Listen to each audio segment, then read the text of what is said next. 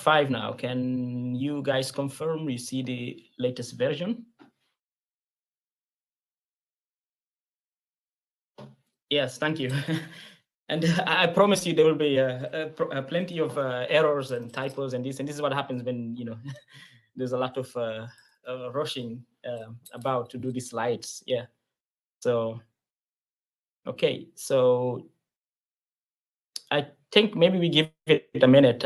For the time being, I'll just, for those of you joining us, I'll just go through this stuff. Before the main session, I hope George will be back, just for the sake of time.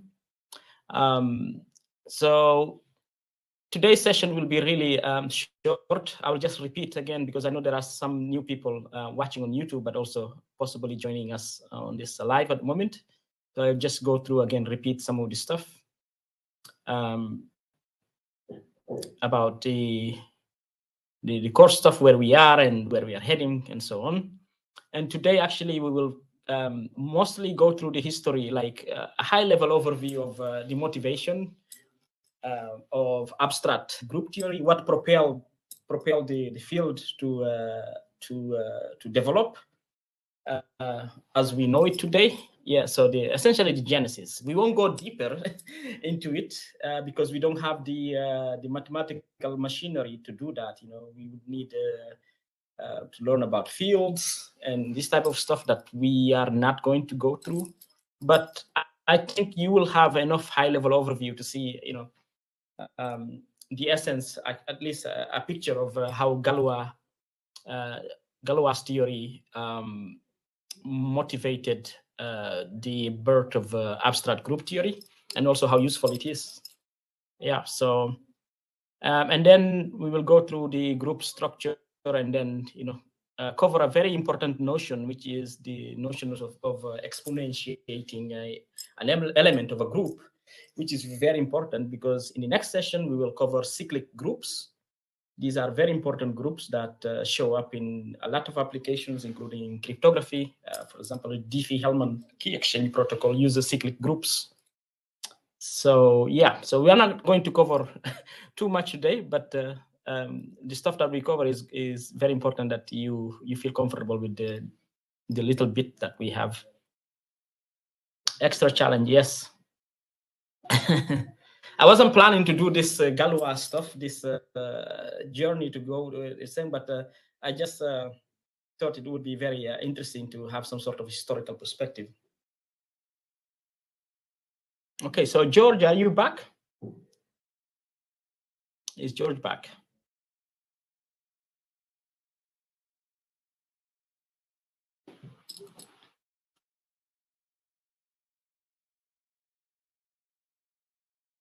Okay, so it's not back. Okay, so let's just go quickly. So this is where we are. Session 5. In here, for those of you joining us, we before this group theory crash course, we did a crash course on topology and differential geometry.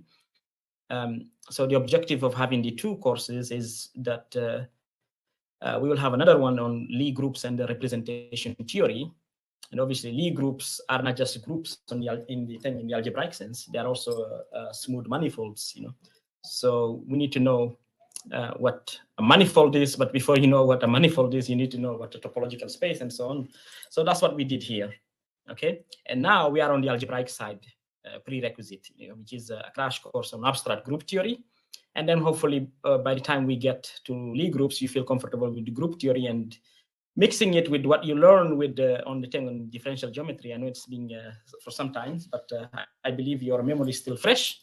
The way the group structure and the smooth structure coexist, interplay with the interplay between each other. This is something that we will do in the Lie groups and the representation sections. Okay. So today, we started this strategy of instead of rather than jumping straight into groups, we would play around with other simpler structures. In this case, we started with semi-groups, but today we will jump straight into groups. We already had like an introduction to monoids last week. We could have gone a little bit longer on monoids, but because of the urgency, because of what I will share in a minute about the the idea of running a quantum error correction summer school, which ideally should come after you go through Lie groups and representation theory. So that means we have an urgency to get you guys into finish this crash course as soon as possible, so we can start the Lie groups and the representation theory course. Okay, so it's like a hurry up thing. So that's why we are starting straight into groups today.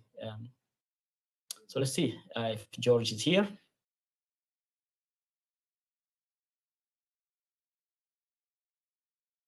Okay, so George can see the sound and the slides. Okay, cool.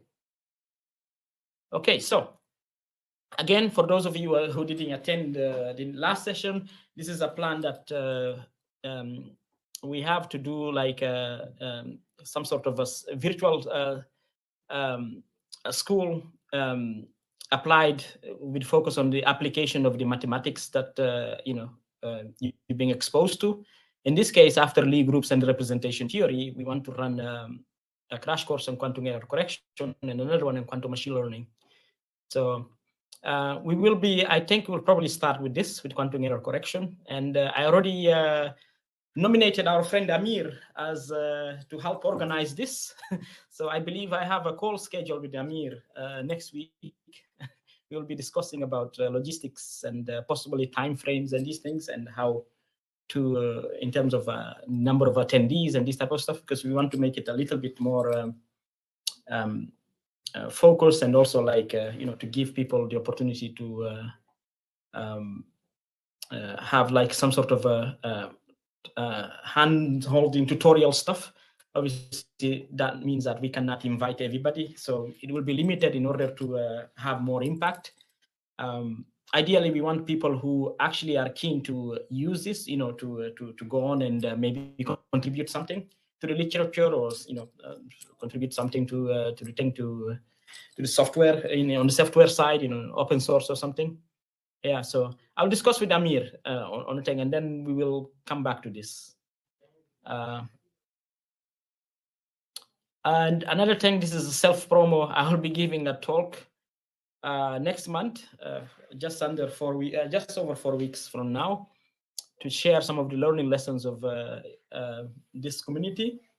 So what I would like to do is not just talk about the stuff that about the program, about the community and so on.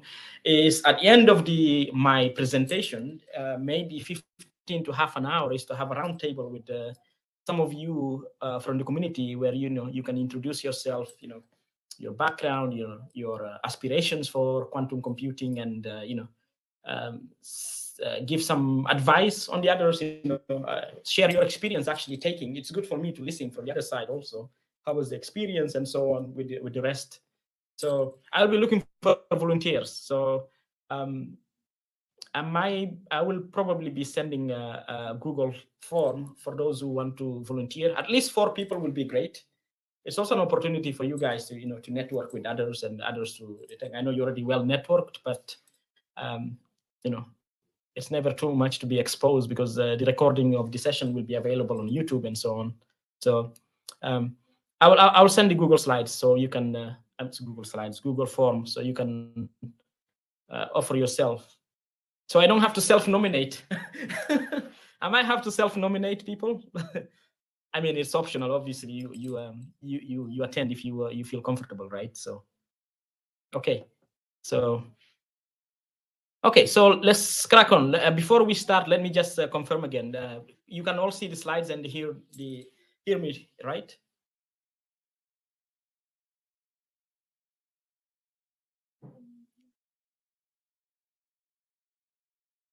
All good. Okay, good. Thank you, George. I'm still trying to learn how to invite you on stage, George, but maybe I would fix it. There is an option to say maybe at the end, just to not make it, then you can raise your hand or something. I think there is an option to say raise hand, which then you will show up, and I can give you permission to be on stage. I think something like that. So maybe we try that after the thing, after the session, just in case, so you're not having technical issues again.